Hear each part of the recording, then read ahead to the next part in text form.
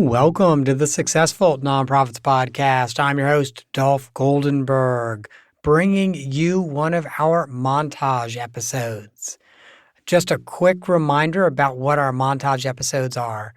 Every so often, we ask all of our recent guests and sometimes some other folks a specific question, and we ask them to try to answer that question in a minute to maybe 3 minutes. In this case, we've asked everybody what impactful leadership book have they read and can they recommend? And we have taken the best dozen or so answers and have put them together in this montage episode. I will also share with you that asking this question was a little bit selfish on my part because I love to read. And for the last several months, as I've been asking our guests this question, what impactful leadership book would you recommend? I have also been filling up my own reading list. So if you are like me, you will probably listen to this episode with a pencil and paper and try to decide which books might be right for your current professional journey. Before we bring on the first guest, let me share with you one book that has really crystallized my thinking around a core leadership function, and that's being an employer. The book is called The Good Job Strategy by Zeynep Ton, and it outlines the importance of being a good employer as part of your overall strategy. Not just because it's the right thing to do, but also because when you're a good employer, you will have better employee retention, you will have better employee performance, and you will better be able to actually achieve your mission as an organization. They use for-profit companies and nonprofits in this book to really outline why we should all think about good jobs as part of our strategy. In this moment when we're all thinking about work and we're all thinking about ways that we can be good leaders and managers of the organizations that we work in, this book, The Good Job Strategy, is a game changer. We had a conversation with Amanda Ross about brand building a while back. You may recall she's the person that doesn't design websites. She solves problems through her company, Brashberry.com. Amanda, what is your favorite or most impactful leadership book? My favorite book is Selling the Invisible, a field guide to modern marketing. Even though it's an older book, it's not necessarily as modern as it used to be, but the messaging behind it is still really, really great. It's by Harry Beckwith. Why is it your favorite? What I love about this book is that he wrote it in sort of these snippets. So it's not, you don't feel like, oh my gosh, I have this heavy chapter I have to get through. He wrote it in these quick, easy to get through 1 to 2 pages, snippets that you can kind of get these really impactful, thoughtful messages about sort of really thinking about your brand and really thinking about, being a good leader in this space and things like that. So that's really why I love it. One of the stories, for example, was, Avis Rent-A-Car, when they were lagging behind. This is way back in sort of the 60s and early 70s, and they were lagging behind. They were not number one. And so they actually started advertising and saying, we're number 2, we try harder. And that brought them to number 1. Right. So it's just about thinking those little moments that you can sort of take advantage of, whether it's your messaging, your marketing, your space, and sort of stand out in a very different way. Thank you.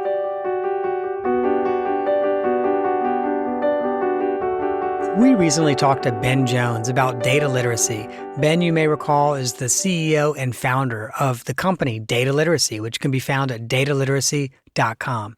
He also is a prolific author on the very same topic. So it seems appropriate that I'm asking a prolific author this question. Ben, what is your favorite or most impactful leadership book that you have read? Yeah, great question. Well, I used to work for Medtronic, a medical device company, and one of their former CEOs wrote a book called True North. And I think a lot of people really appreciate that as a leadership book. And I do love it and recommend it. But my favorite leadership book is a little older than that. So it's actually the Tao Te Ching. And so this is ancient Chinese wisdom going back millennia, really. But in it, it talks all about how to lead, how to govern for people that are maybe in government. But beyond that, what sorts of principles are important for someone who's taking that upon themselves to lead other people, to help them achieve and accomplish what they're trying to achieve and accomplish. Really common, I think, principles like, becoming a servant, like the way water goes to the lowest places to feed those areas. And leadership also involves that, the willingness to be able to, see no one as beneath you, which is really a common trap for a lot of leaders as they start to imagine themselves climbing higher and higher. But it inverts that entire principle that, really you should be, helping people, as a servant. So some of those ideas come from the Tao Te Ching. Thank you, Ben. I'm going to be adding the Tao Te Ching to my own reading list. Thank you. Yeah, you're welcome. David Harris came onto the podcast and talked to us about professional interim executive directors. You may recall David is the managing partner at Interim Executive Solutions, which provides professional interim executive directors and other consulting services throughout New England, New York, and New Jersey. David, what leadership book have you returned to again and again? Well, one book that I've found really helpful has been Switch, which subtitled is How to Change Things When Change is Hard. And it's written by Chip Heath and Dan Heath. And I think what makes it important for the work that we do is we're changing. There's always change. And how do you create conditions where change is not only possible, but change is actually accepted and is recognized as something that is really positive? Especially in the nonprofit world, people don't like change, but change is inevitable. And when you change leadership, even more so. And so this has been helpful to me in thinking through how to make some of that change happen. Thank you.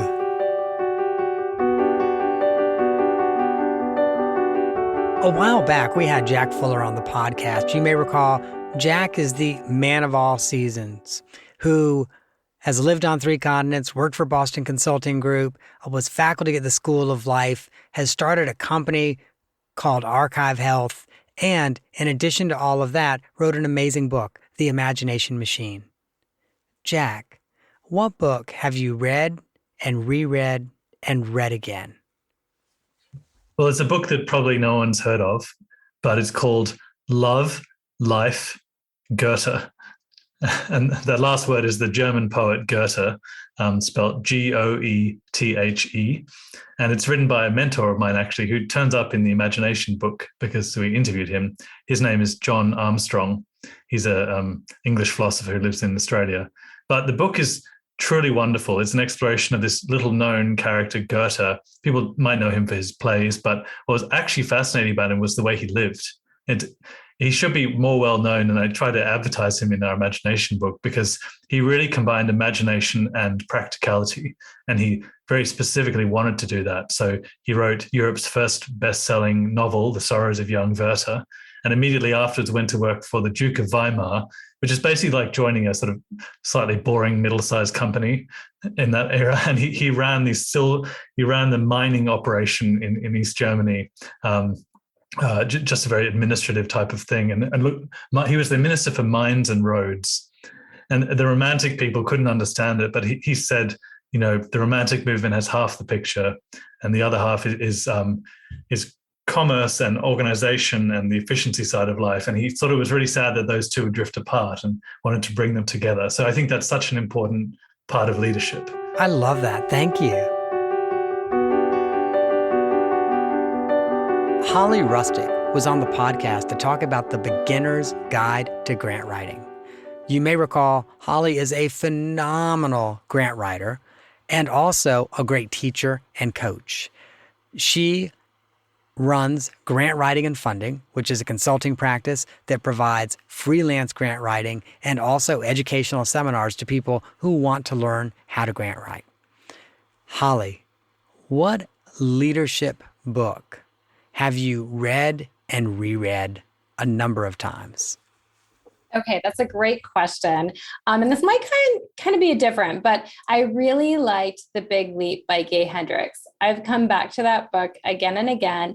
And even though it's not a typical leadership book, I find that you really tune in and listen to yourself and really kind of cut out some of the garbage right from it, and you can really lead yourself forward. So I think we all know sometimes what we need to do, but looking in and tuning in isn't really done a lot. So it's really helped me, and I've gone back to it again and again. Thank you.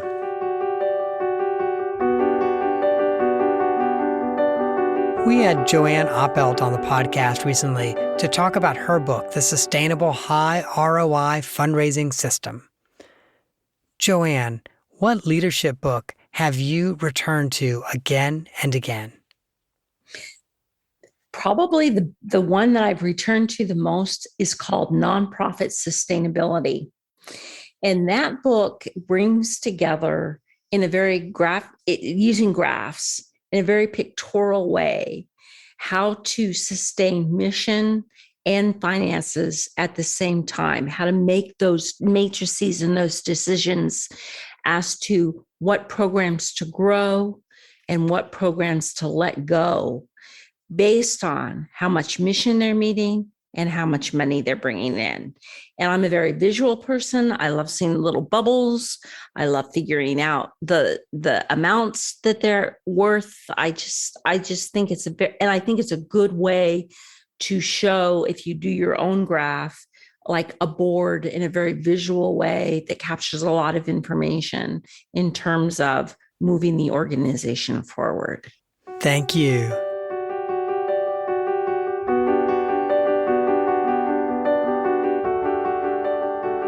Kevin Dean, CEO of the Momentum Nonprofit Partners, joined us a while back to talk about the importance of posting pay scales in your recruitment postings. Hey, Kevin, what leadership book have you returned to again and again? Well, I returned to this oldie but goodie. It's Now Discover Your Strengths by Marcus Buckingham. It talks about how we as leaders should not try to fix ourselves or fix our weaknesses. We should really hone the strengths that we have and hire for our weaknesses. So find people who are smarter than us in other areas of expertise and work on the best things about us and let them work on the best things about them and make a great team based on that. Thank you.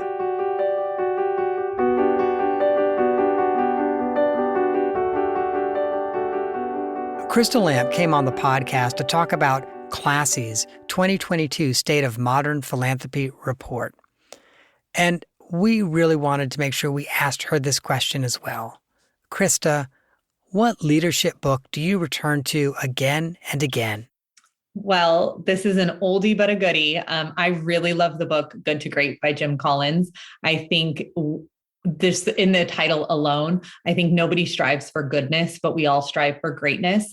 And so I return to the book. I've read it multiple times. I feel like it really just helps push me, helps my creative thinking every time I read it. I also really love just the tangible advice that you get from that book. You know, Jim goes into disciplined people and how you can better serve your teams. Then he goes into the discipline of thought and how, you know, where creative ideas come from and how you can continue to push boundaries through thoughts. And then it's really about turning those thoughts into disciplined actions, and all of that together makes a great company. And so whether you're a for-profit or a nonprofit, I think it is a fantastic book that everyone should read to help push them to the next level. Thank you, Krista.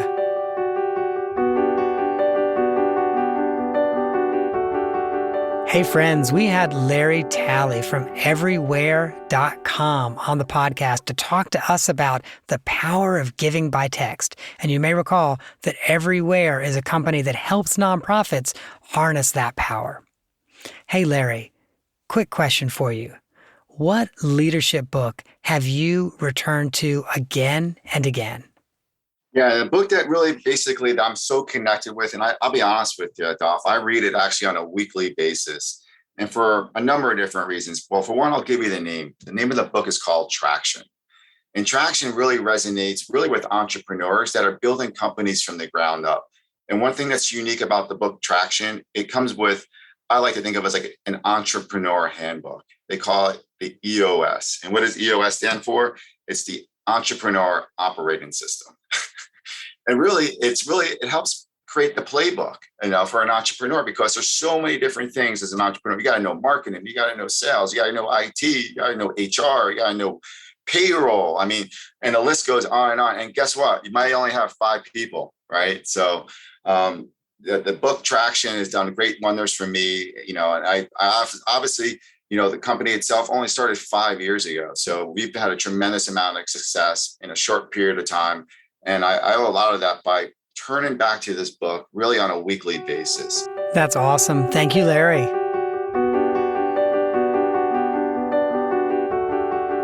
We've had Mazarine Trey's on the podcast twice. The first time was kind of the complete career advice episode, and the second time was the complete consulting advice episode for folks that are either interested in becoming consultants or already are consultants.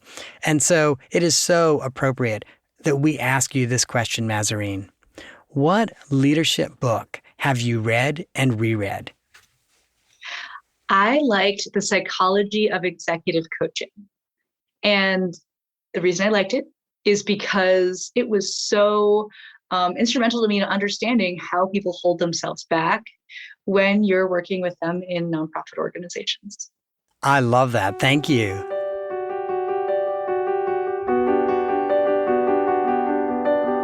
We had Mike Ciccarone on the podcast recently. Mike Ciccarone is a principal at the Bridgespan Group and really focuses on strategy and organizational effectiveness, especially in that gray space when there is neither a yes nor a no answer to a question.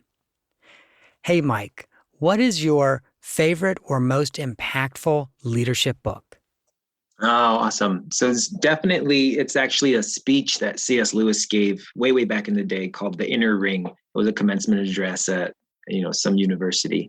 And the gist of it is this, right?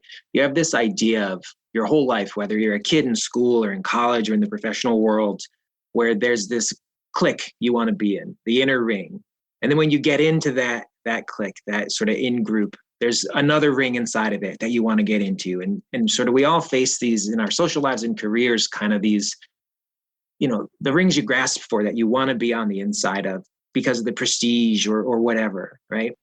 And in this speech, he talks about, the value of being inside one of those rings and that the only one that really matters is kind of the mutual inner ring of craftspeople, people who practice a craft together that know sort of another expert craftsman of their craft when they see them and kind of have this shared understanding of the world and the field and what it takes to, really be awesome at something that you only get by attaining a level of mastery in a craft.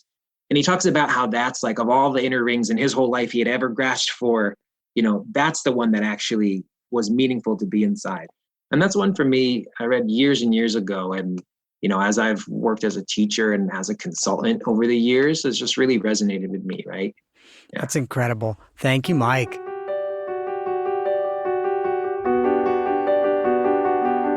Rebecca Staple-Wax, the executive director of the Southern Jewish Resource Network for Gender and Sexual Diversity, was on the podcast to talk about the power of a learning journey as part of your strategic planning process. And I am so excited, Rebecca, to be able to ask you, what leadership book have you returned to again and again? For me and the work that I do, I have recently been asked who is my superhero, and that is Joy Layden. Joy is a professor at Stern College at Yeshiva University and wrote Through the Door of Life, A Jewish Journey Between Genders.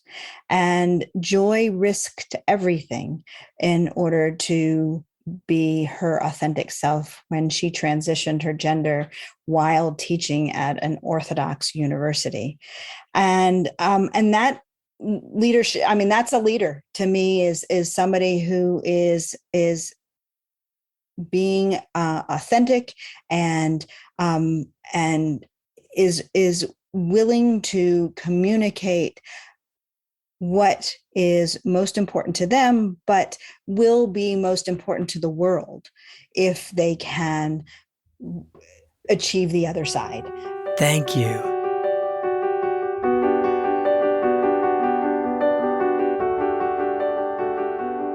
We had Rita Sorinen on the podcast a while back. She had a great conversation with us about being the face, the tireless advocate for your organization. And you may recall, she is with the Dave Thomas Foundation, which does incredible work supporting, promoting, and advocating for foster parents and adoption. Rita, what leadership book have you read and reread? It's an interesting question because I've gone back recently to one that I found relatively recently because I try to stay away from what's new and hip, right? But it's Brene Brown and Dare to Lead. And for a couple of reasons. It talks about particularly women in leadership, and so that obviously speaks to me. But she talks about those things about vulnerability, of living with our values, of trust, of learning to rise up, right, among all of the challenges that we have as leaders. So I've actually gone back to that a couple of times over the past couple of years that I thought when I was first referred to it, I'd be like, not this. I actually quite like it. Thank you.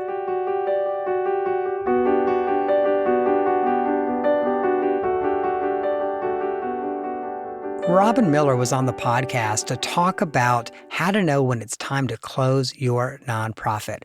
Robin is senior corporate and tax counsel at Pro Bono Partnership Atlanta and has been doing that for 14 years there, plus about another 15 or 16 years of legal tax compliance work before that. Hey, Robin, what leadership book have you read again and again?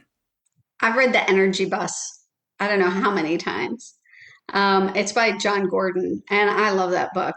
I find that sometimes when I get overwhelmed and bogged down in that day-to-day work, that I fall into the same traps as what happens in The Energy Bus, and I lose my energy, and without my energy, my team loses energy. And I forget about the goals. And so I go back to that book, and it kind of reinvigorates me and renews me and helps me to get right back on that right track of having the energy and having my team have the right energy to accomplish our tasks in a really positive and fun way. Thank you.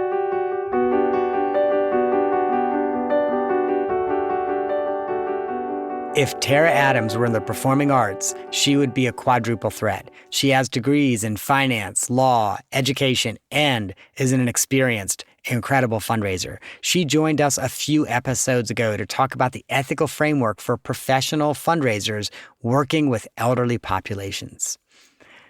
Tara, what leadership book have you returned to again and again? The leadership book that I return to again and again is Grit, The Power of Passion and Perseverance by Angela Duckworth. This is more of an introspective book than it is about leading others. It dives a little bit deeper into what makes people tick, what gives them that grit to accomplish, and determining, how best to motivate others. So instead of providing sort of more explicit leadership advice, it provides a little bit more of that inner introspection for yourself and for others that you may work with. Thank you.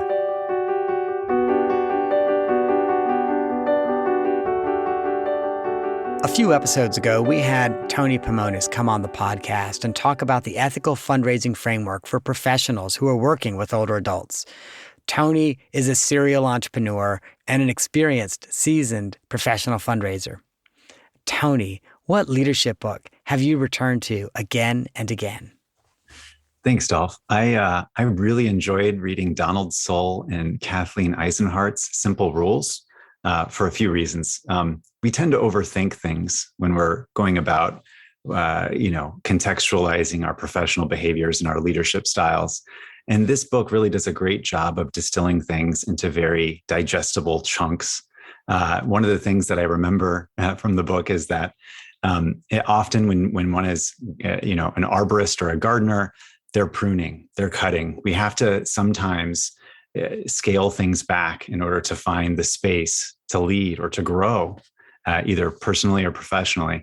And that's just really resonated with me over the years. It also has some very simple truths and some very simple things that you can take with you in life. And it implores the reader to just sort of get things down to their basic level. I'm reminded of the fact that some of the most successful organizations that I've ever observed or been a part of have very simple messages that are repeatable from leadership all the way down to all the different hierarchies of performance.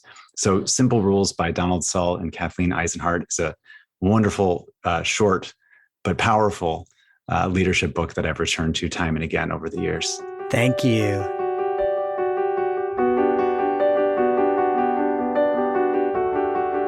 Thanks so much for listening to this montage episode. I hope that it has helped you add a few books to your reading list and ultimately will help you in your own leadership journey. Additionally, I have a special ask for you. Please consider sharing this episode with a friend or colleague. And while you are on your phone or your computer, also go ahead and rate and review this podcast. Your review will help others find the podcast and ultimately join our community. Finally, friends, I hope that you have gained some insight from this episode that will help your nonprofit thrive. And of course, no episode is complete without the disclaimer. I am not an attorney nor an accountant, and neither I nor the Goldenberg Group provide tax, legal, or accounting advice. This podcast is for informational purposes only and should not be relied on for tax, legal, and accounting advice. If that's what you need, please find a qualified, licensed professional who can assist you.